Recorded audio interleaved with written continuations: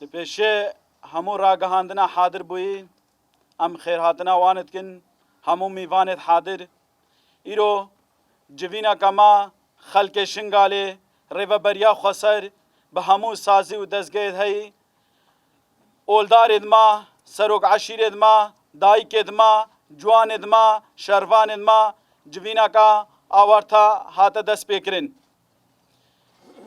مجار جوینه جیاف بون دسر وان ایریش داویه لسر آخا شنگاله تینا کرن ایده هلوست اجواکا ازدی دیارا جهر انسان گرا تجارا ما نخواستیا میریشی کسی بکن تجارا ما نخواستیا ام دشمناتی نوا خو کسی ده دینن بس کسی بخوازه دشمناتی نوا مو خود دینا امه براوانیش خو بکن ایده ام و بانگه لهر انسان کیت کن بلا ری الوان پیلانه بقریج دسر جواکا ازدی تینا گرتن بگرن بلا ایدی دولت عراق جه هشیار با حتی روجایرو اطراف بجنوساید کرنا جواکا ازدی نکریا حتی ایرو یک انسان دادگاه نکرینا اید بوینا سبب فرمانا 2014 سبب واندایی کو خوش کد ما بس بتنه به پیلان دشمن به دستک داینه دشمن ایریش بکن امه و قبول نکن ایده هلوست جواکا ما آبا هلوست وانو دیار با دا خویانی جی ما حاضر کریا بعربی حواله آزاد کرم کم بيان إلى رأية العام في الألوان الأخيرة مرة أخرى تتم ممارسة سياسة الحرب ضد الديانات والمعتقدات في العالم وبوجه الخصوص في الشرق الأوسط. فالحرب ما بين روسيا وأوكرانيا واضحت للعالم أجمع أن الإنسانية تحت خطر الحرب والجواء الموت أيضا. وفي الشرق الأوسط لا يمر يوم بدون حرب ومعارك. وآخر حدث الحرب في الشرق الأوسط شنتها الدولة التركية الفاشية ضد القوات الجريلا الكردستانية، وذلك بالدعم ومساعدة من قبل الحزب الديمقراطي الكردستاني بادكا بهدف الاحتلال. والرأي العام يعلم الهدف وراء شن الهجمات الاحتلالية من قبل الدولة التركية والحزب الديمقراطي الكردستاني. الهدف هو إمحاء وإنهاء قوى حرية الشعوب وقوة دفاع عن الشعوب، أيضا إلى جانب ذلك تطبيق مشاريعهم الاحتلالية في المنطقة.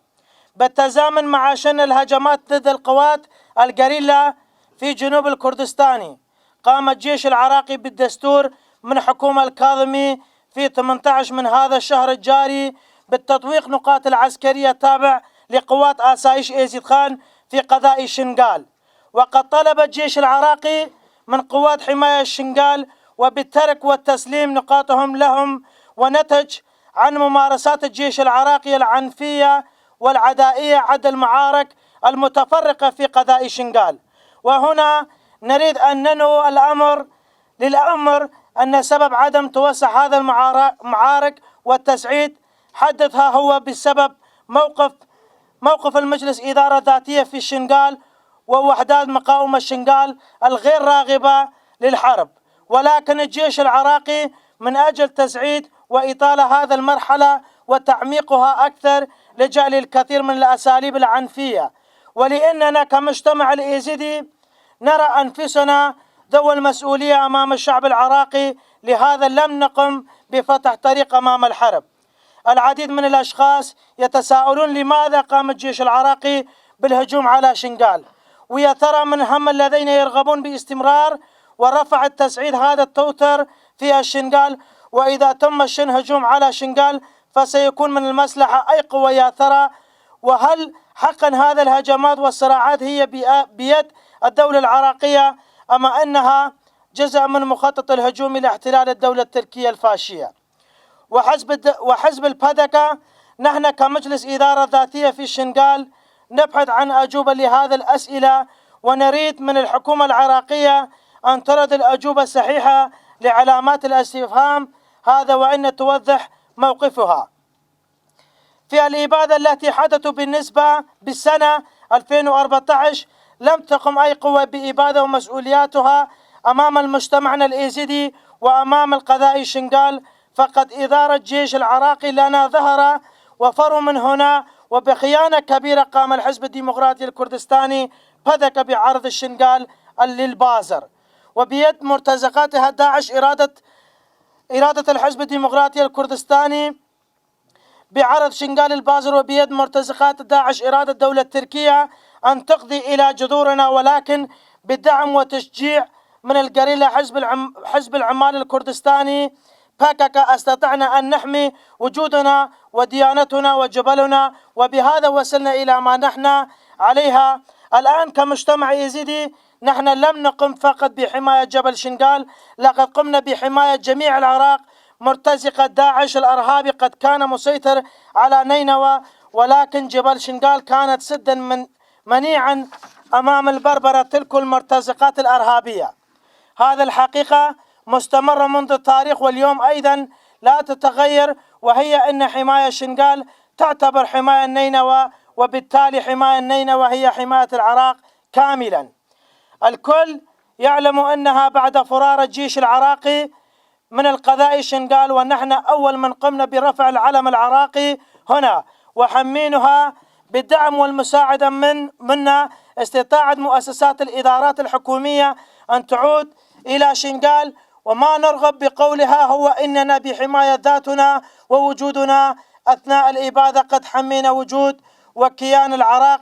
إذا ما هو سبب ليقوم الجيش العراقي اليوم بتغيير اتجاه سلاحها نحو الشبيبة وأطفال الإيزيدية وشنغال؟ نعم، نحن نعلم أن سيف عثمانيين كان دائما على رؤوسنا، ونعلم أيضا أن حزب الديمقراطي الكردستاني PKK يهدف إلى قمع مكتسبات المجتمعنا الإيزيدي. وهنا سؤال يطرح نفسها بعد الهجوم الإبادي الذي شنوا من قبل مرتزقات الداعش الأرهابي ودولة تركيا مع حزب الديمقراطي الكردستاني بحق مجتمعنا الإيزيدي، سيكون الهجوم الثاني من قبل الجيش العراقي ضدنا. هل سيكون الجيش العراقي جزء من تاريخ الإبادات بحق مجتمعنا الإيزيدي؟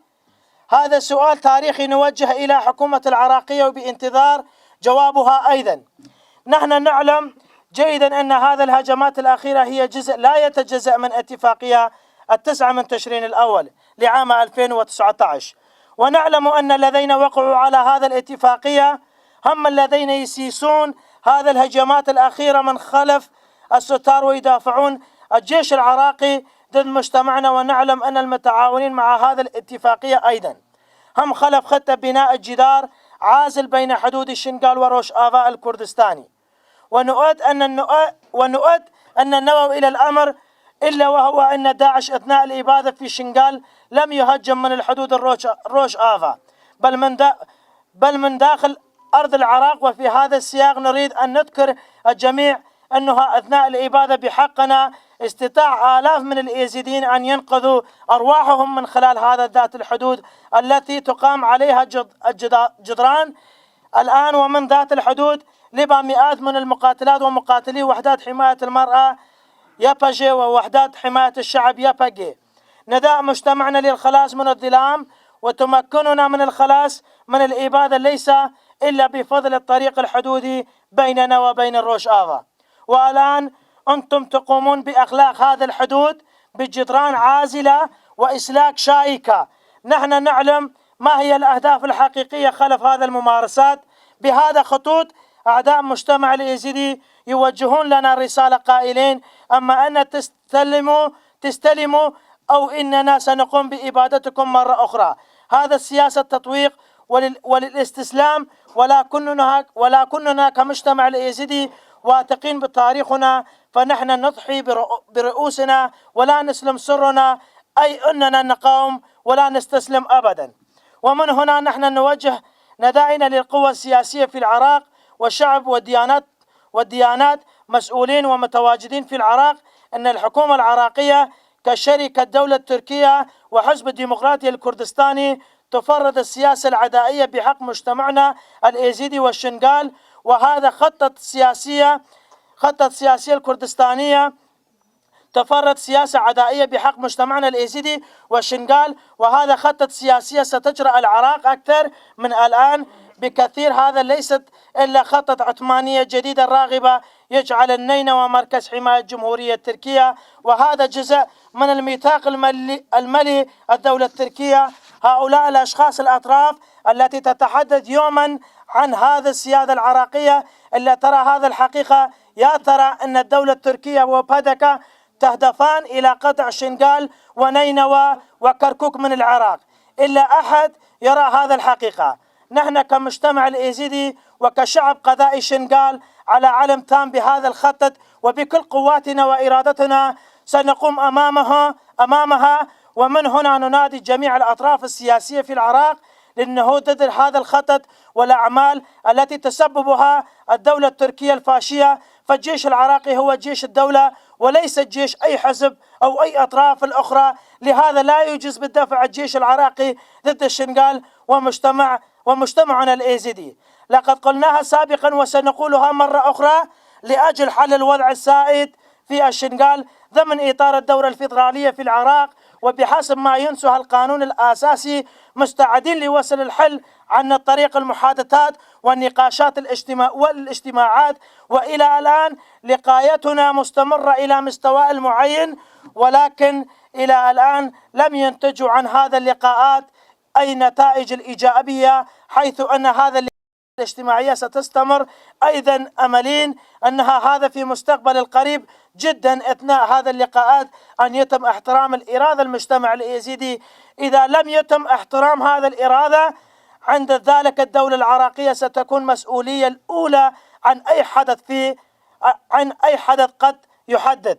نحن ننادي الدولة العراقية للوقوف معنا بصف وحدة بوجه المخططات الدولة التركية للاحتلال الحزب الديمقراطي الكردستاني، وأن نبعد هذا القوى الاحتلالية عن قضية شنغال باحثين عن سبل الحل. ونحن نؤمن بأن حل مسألة الشنغال سيزيد من العزم السيادة العراقية، وبالتالي ستكون العراق ذات كيان موحد لدى على جيش العراقي العودة لمسؤولياتها في حماية الحدود العراقية والوجود العراقي.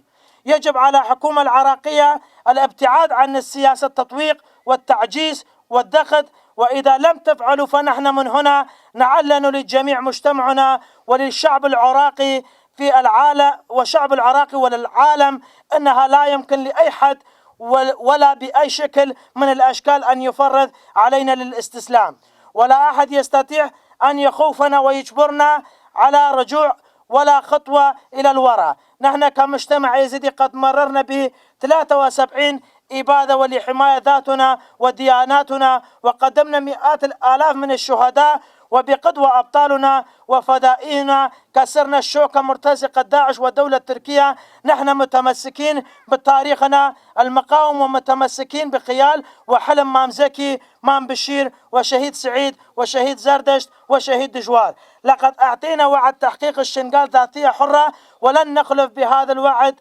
أبدا. ونؤمل من الدولة العراقية أن تأخذ الإرادة الحرة في الشنغال بعين اعتبار وأن تسعى لنسل حلول في المنطقة. ولكن إذا أرادت الدولة العراقية بمساندة من الدولة التركية للحزب الديمقراطي الكردستاني أن تشن أي هجوم ضدنا فإننا سنقاوم حتى آخر نقطة. المكتسبات في الشنغال ومكتسبات الإدارة الذاتية في الشنغال تم بنائها وتأسيسها بفضل الدماء شهدائنا مهمة ويحدث، فنحن لن نتنازل ولا بأي شكل من الأشكال عن مكتسبات مجتمعنا. ويجب على القوى السياسية في العراق سد الطريق أمام سياسة الدولة العراقية العدائية، وإذا لم يتم ذلك فتلك القوى هي مسؤولة في حال الاندلاع أي هجوم.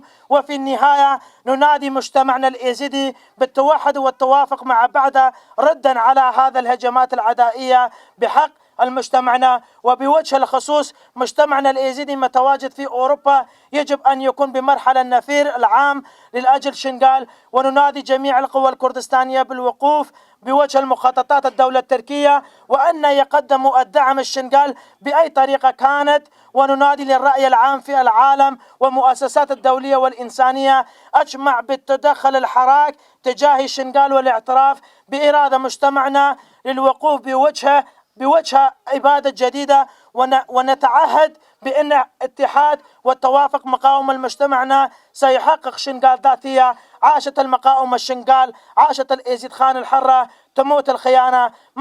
مجلس إدارة ذاتية ديمقراطية في شنغال ومؤسساتها 24/4/2022.